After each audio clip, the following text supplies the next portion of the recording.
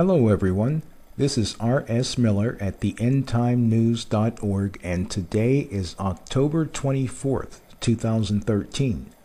This is your Fast Track Report. Global Research published an article on their website by Michael Snyder which should serve as a warning to all of us, but especially if you live on the west coast of the US and Canada.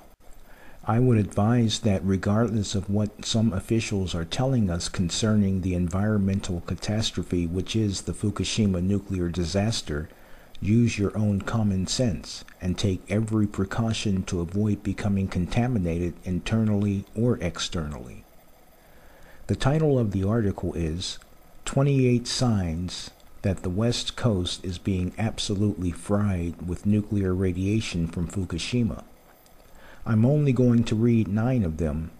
It should be a real eye-opener. The map below, which is the same one on your screen, comes from the Nuclear Emergency Tracking Center.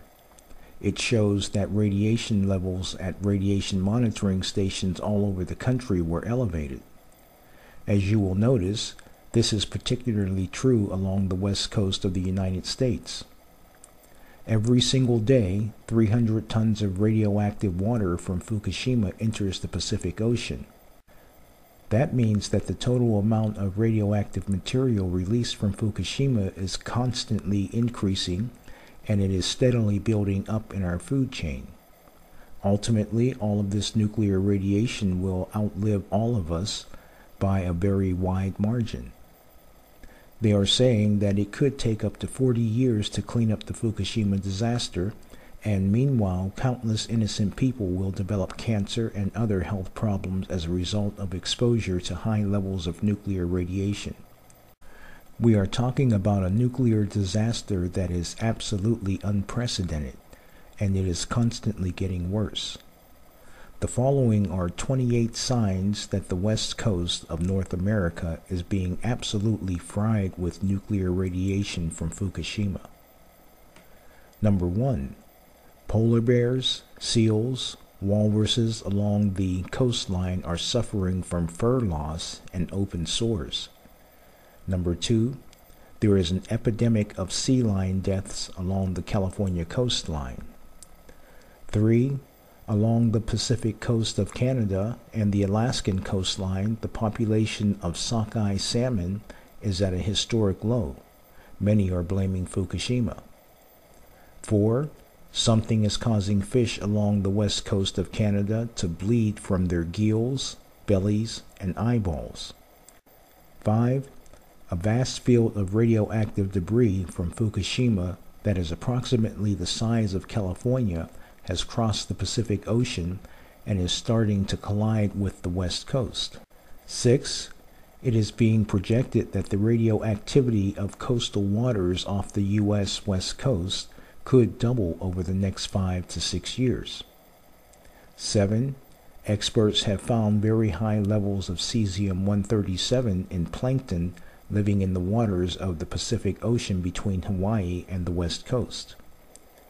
8. One test in California found that 15 out of 15 bluefin tuna were contaminated with radiation from Fukushima. And 9. Back in 2012, the Vancouver Sun reported that cesium-137 was being found in a very high percentage of fish that Japan was selling to Canada.